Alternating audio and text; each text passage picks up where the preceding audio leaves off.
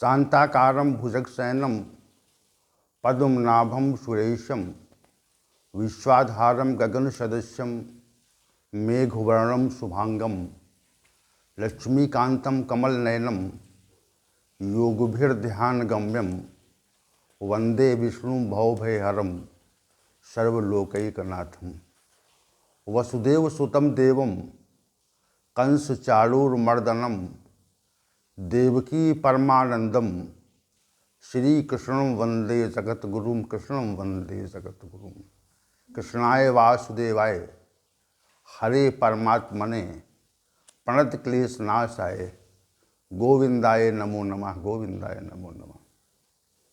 आज हम सभी पुनः भगवद गीता के इस विशेष प्रातःकालीन सत्र में उपस्थित हैं और हमारी उपस्थिति से भगवान श्री गोविंद अतिशय प्रसन्न हैं। जिस कार्य में प्रसन्नता होती है उस कार्य में मनुष्य रुचि लेता है और हमारी सबकी रुचि जो है वह भगवद गीता रूपी ज्ञान को प्राप्त करने में है। तो रुचि विशेष है। ये रुचि विशेष वैसे होती नहीं है। प्रत्येक व्यक्ति की रुचि पृथक पृथक प्रकार की, जैसा गुण वैसी रुचि। और विशेष बात यह है कि रुचि संसार में होती, संसार के विषय भोगों में रुचि होती और ये रुचि इतनी अधिक प्रबल होती है वो जीवन पर्यंत रहती। और जिसमें रुचि होती है उसी की तरफ प्रेरणा होती है, मनुष्य उसी की तरफ प्रवृत्ति होती है। प्रेरणा कैसे होती? प्रेरणा रुचि के आधार पर होती। जिस विषय पर हमारा अधिक स्नेह रहता है, प्रेम रहता है, आसक्ति रहती, उसमें रुचि हो जाती, उसमें आसक्ति हो जाती और उसी आसक्ति के आधार पर मनुष्य नाना प्रकार के कर्म करता रहता है। तो सर्वाधिक रुचि संसार में रहती और यही हमारे बंधन का कारण है। परमात्मा की रुचि नहीं रहती क्योंकि वो दिखता नहीं, वो व्यक्त नहीं है, हमें प्रतीत नहीं होता। तो जो वस्तु प्रतीत नहीं होती उसकी तरफ सामान्य रूप से रुचि नहीं होती। जो वस्तु स्थिति प्रतीत होती उसमें रुचि रहती है। और ये बाल्यावस्था से होता है कि बाल्यावस्था से ही मनुष्य उन्हीं वस्तुओं की ओर उन्मुख होता है जो उसको दिखता है। और दिखे ना तो कैसे प्रवृत्ति होगी? नहीं होगी। दिखने में प्रवृत्ति होती। परमात्मा दिखता तो नहीं, तो उसमें प्रवृत्ति भी नहीं होती। अव्यक्त विषयक तथ्यों में रुचि का अभाव रहता है।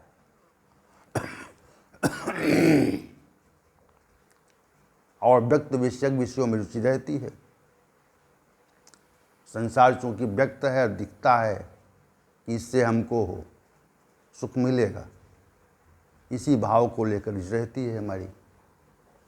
तो कथन का अभिप्राय यह है कि हमारी सबकी रुचि भगवद गीता ज्ञान में है।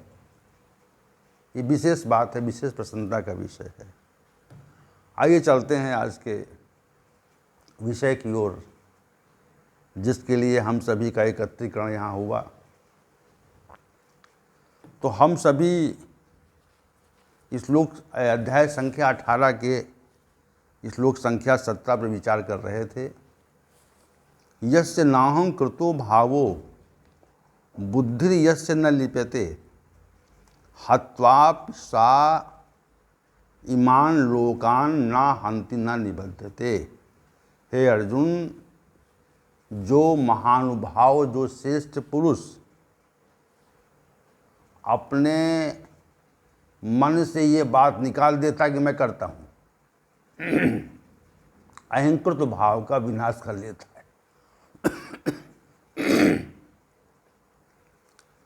और जिसकी बुद्धि संसार में लिपायमान नहीं होती, तो वो जो महानुभाव है वो समस्त लोकों का संहार करके भी उसको बंधन नहीं होता। ये बात श्री भगवान ने श्लोक संख्या 17 में कही, और इस पर कल चर्चा हुई थी हमारी। आवाज़ की चर्चा का विषय भी हम इस पे रखेंगे, इसको और सहजता से समझाने का प्रयास करेंगे, सहज भाव देंगे कि क्या इसका अभिप्राय हो सकता है। हमारी बुद्धि सामान्य रूप से कहाँ लिप्त है? सामान्य या सहज भाव से ये कहें कि कहाँ लिप्त है भाई, तो आप पाएंगे संसार में लिप्त है। बुद्धि संसार में लिप्त है, लिपायमान है।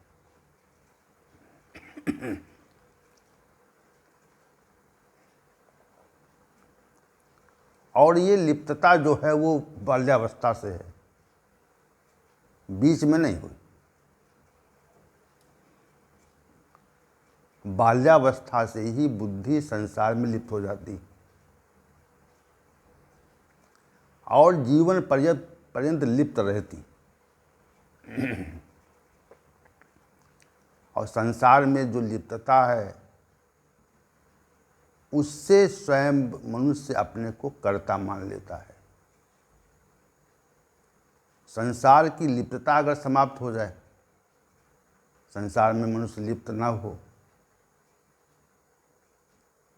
तो स्वयं को कर्ता नहीं मानेगा। संबंध इसका है। बुद्धि का जो लिप्त होने का संबंध है, वह समग्र संबंध मनुष्य के कर्तापन से है। मनुष्य में अहंकृत भाव क्यों आता, क्यों रहता? तो अहंकृत भाव आने का कारण जो है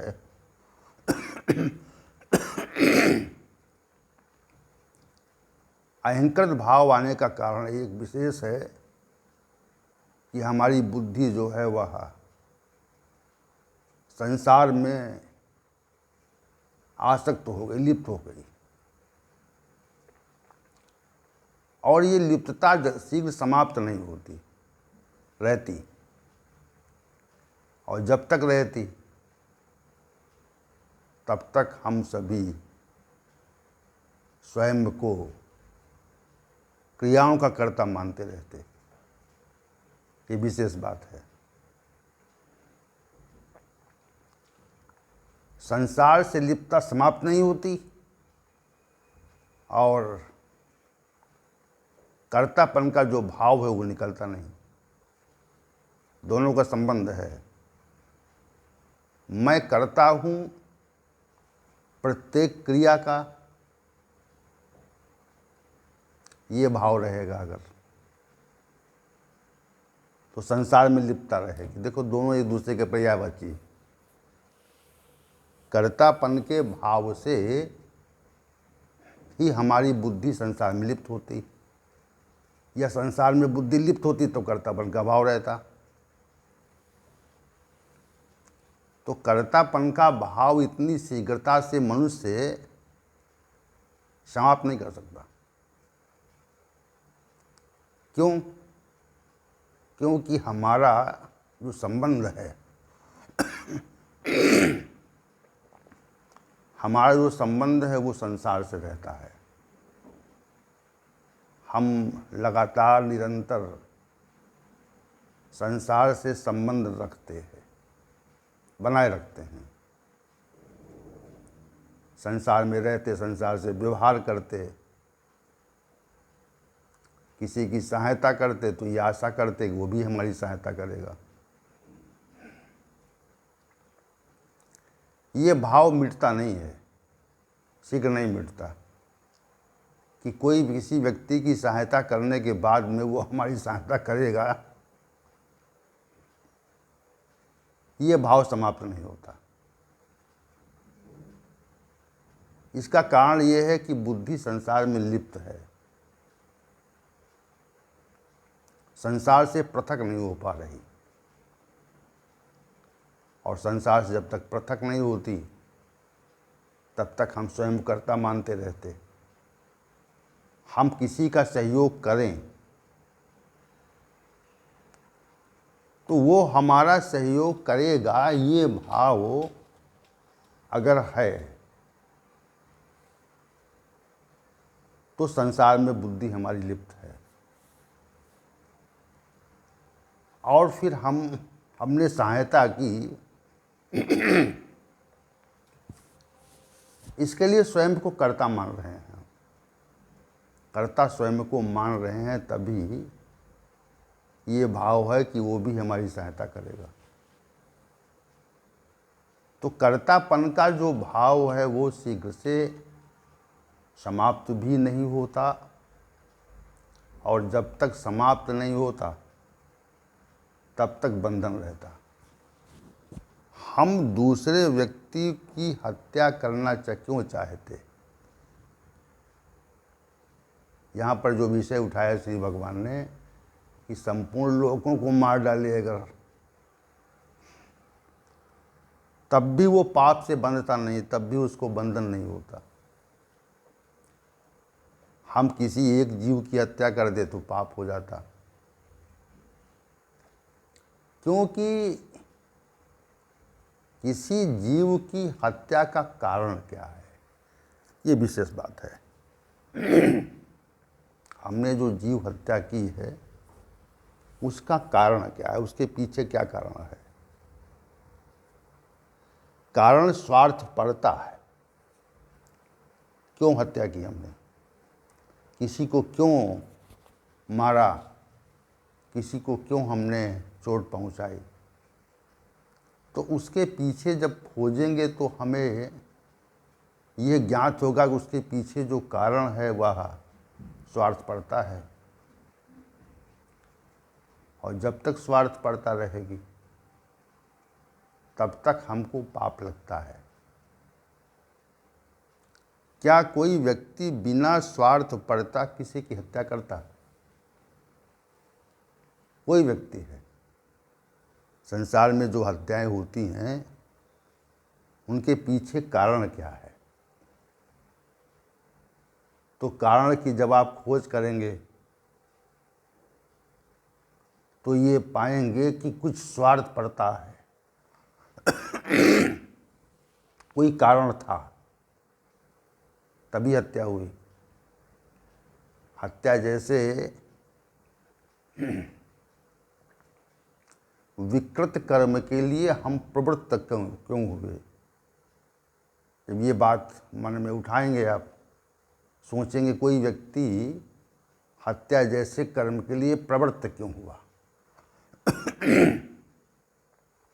तो उसके पीछे जब कारण खोजेंगे तो कारण जो है वह स्वार्थपरता संबंध रखेगा कि वह व्यक्ति हमारा अहित कर रहा था, उससे हमें अहित की आशंका थी, हमारा अहित न कर पाए इसलिए हमने उसकी हत्या कर दी।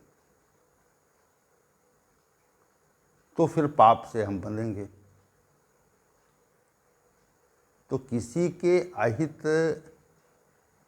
करने के पीछे या हत्या करने के पीछे कारण क्या है? बिना कारण के तो इतना जघन्य अपराध होता नहीं। यहाँ पे जो श्री भगवान ने कहा वो सब लोगों को महत्वा ईमान लोकान हत्वापि न हंति न निबद्धते, न तो वो मारता है, मतलब वो तो जैसे किसी को हम मार रहे हैं, हत्या कर रहे हैं, और कहें हम इसको नहीं मार रहे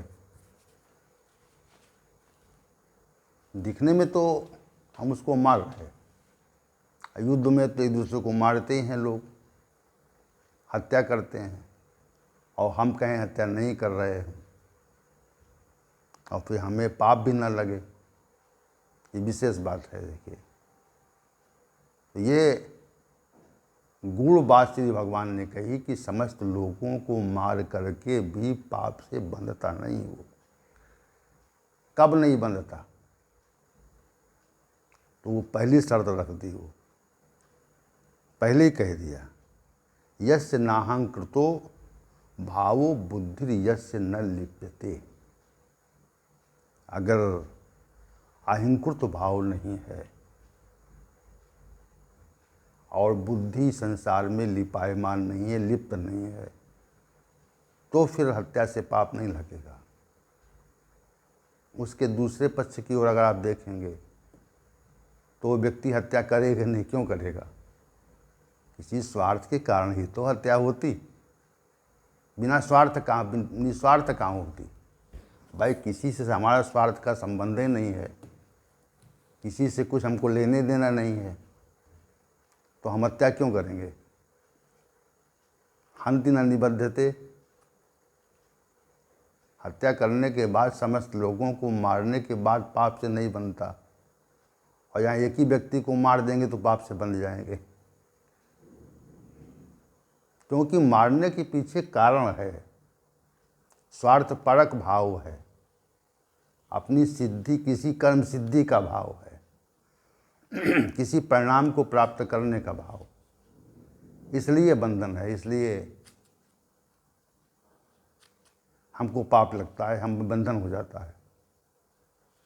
तो इसको ये जो श्लोक है वो सहज भाव से तो लगता है कि उचित नहीं प्रतीत होता कि सब लोगों को मार डालें वो हत्या न लगे, लेकिन प्रकृति तो सभी लोगों को मारती, जितने भी लोगों के प्राणी हैं सबकी वो समय पे हत्या करती, उसे पाप लगता।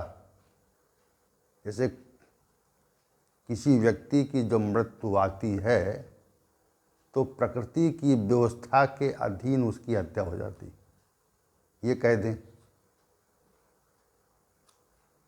प्रकृति किसी को छोड़ती नहीं है, वो नित्य हत्या करती रहती है। कितने लोग मरते संसार में, लोग कितने जीवों की हत्या संसार में होती, ये देखिए आप, असंख्य जीवों की हत्या करती, लेकिन उसमें अहंकृत भाव भी नहीं, उसकी संसार में बुद्धि भी लिप्त नहीं है। दो बातें नहीं हैं, संसार में उसकी लिप्तता नहीं है, संसार को समभाव से प्रकृति देखती, संसार की व्यवस्था करने में कोई भी लिप्तता उसके अंदर नहीं कि हम संसार की व्यवस्था करें तो हमारे अंदर कर्तापन का भाव आ जाए।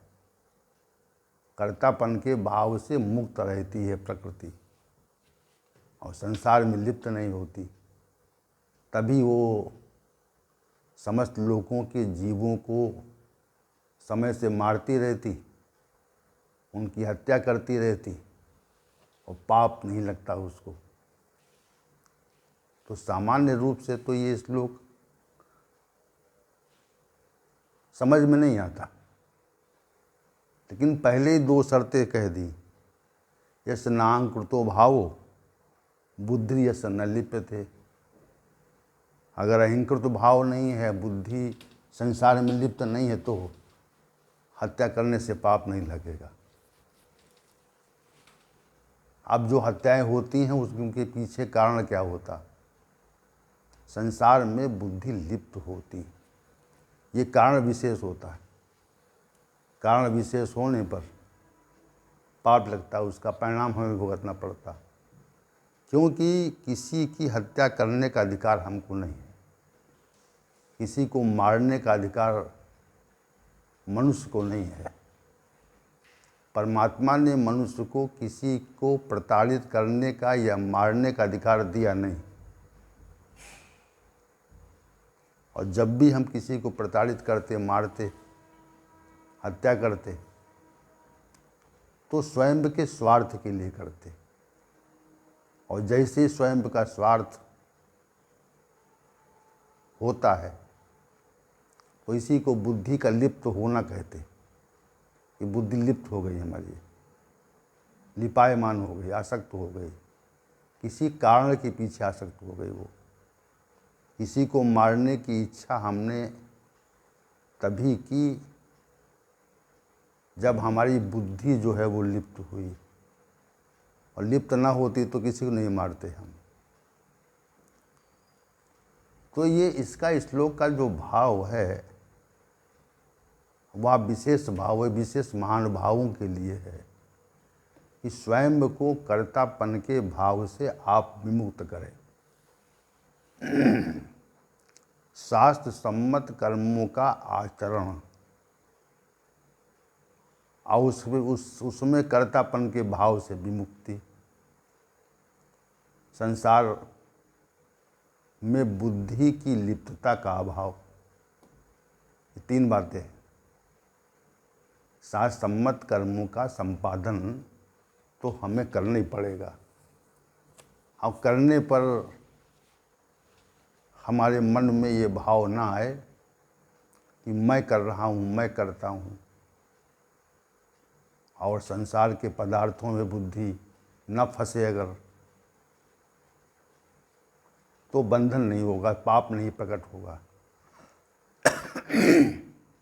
ये विशेष लोग समझने के लिए है और विशेष मनुष्यों के लिए, क्योंकि सारा का सारा यानी संपूर्ण जो ज्ञान है वो बंधन से मुक्ति के लिए है। हम बंधन से कैसे मुक्त हों, इस विषय का निरूपण भगवत गीता में है, और भगवान बार बार वहीं ले जाते हैं मनुष्य को कि समझो इसको। बार बार नए नए साधन देते, इन साधनों के भाव को समझो आप। अब भाव को समझ जाओगे और भाव के समझने के बाद में उसका अनुकरण कर लोगे, तुम्हारी शुद्धि हो जाएगी। तुम्हारा जो है वह मुक्ति हो जाएगी, बंधन समाप्त होगा। बंधन के निवारण के लिए नई नई बात कह देते, जो सामान्य रूप से समझ में नहीं आती। समस्त जीवों को हम मार डालें और हमें पाप न लगे, बंधन न हो, तो ऐसा सामान्य रूप से तो नहीं दिखाई पड़ता। सहज भाव नहीं इसमें है, सहज भाव से ऐसा संभव प्रतीत नहीं होता। और जो स्थिति है ये, जिसमें इसका पूर्वार्ध अंश है, ये स्थिति भी सामान्य स्थिति नहीं, सहज स्थिति नहीं है। सहज भाव नहीं है ये, कोई सहजता पूर्वक अपने को अहंकृत भाव से विमुक्त कर ले, ऐसा नहीं है। सहजता पूर्वक मनुष्य अपने को कर्तापन के भाव से विमुक्त नहीं कर सकता। हम कितना अपने को कर्तापन के भाव से विमुक्त किए हुए हैं। छोटा सा काम किया तो अपने कर्ता मानते कि मैंने किया। ये भाव कितना दृढ़ है आपके अंदर कि मैंने किया, और कितना इस भाव से निकल पाए आप, ये बात देखने की है कि हम इस भाव से कितना निकल पाए और कितना इस भाव में लिप्त हैं। अगर लिप्त हैं तो हमारी मुक्ति नहीं है, फिर तो बंधन है, क्योंकि बंधन का कारण वही है। कर्ता अहंकृत भाव जो है वह बंधन का कारण है। अहंकृत भाव के समापन के लिए, समन के लिए ही साधक प्रयत्न करता, और अहंकृत भाव शीघ्रता से समाप्त नहीं होता, बना रहता है। कोई भी कर्म करो आप, उसमें ये भाव आ जाता है कि हमारे द्वारा इस कर्म का संपादन हुआ। चाहे छोटा कर्म हो, चाहे बड़ा कर्म हो, चाहे बड़ा संकल्प हो, चाहे वो सूक्ष्म संकल्प हो, ये भाव आ रहता है कि हमने कर्म किया ये, और हमने न किया होता तो ये होता ही नहीं। ये भाव और दृढ़ होता है अहंकृत भाव में, कर्तापन के भाव को और वो दृढ़ कर देता। तो कितना मुक्त हुए, दृष्टि इस पर डालो आप। साधकों को दृष्टि इस पर डालनी चाहिए कि अहंकृत भाव से कितना मुक्त हो पाए। अहंकृत भाव की जो विकृति थी वो कितनी कम हुई है, कितनी उसमें सूक्ष्मता आई।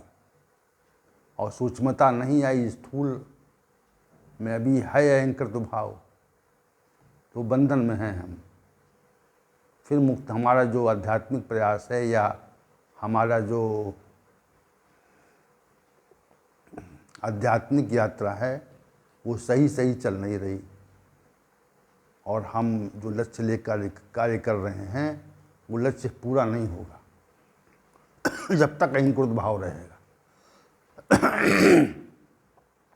और अहंकृत भाव सामान्य रूप से समाप्त भी नहीं होता, ये भी समझिए आप। सामान्य रूप से समाप्त नहीं होता, तो ये निरीक्षण से समाप्त होता। आत्मनिरीक्षण करें कि हमारे अंदर कितनी मात्रा में गंदगी बची है कर्तापन के भाव की, और हम कितना अधिक कर्तापन के भाव में डूबे हुए हैं। मनुष्य जीवन के अंतिम क्षण तक बहुत कुछ समेटना चाहता, संसार की वस्तुओं को समेटना चाहता, ये भी समेट लें वो भी समेट लें, लेकिन यथार्थ ये है कि वो साथ तो जाने वाली नहीं है।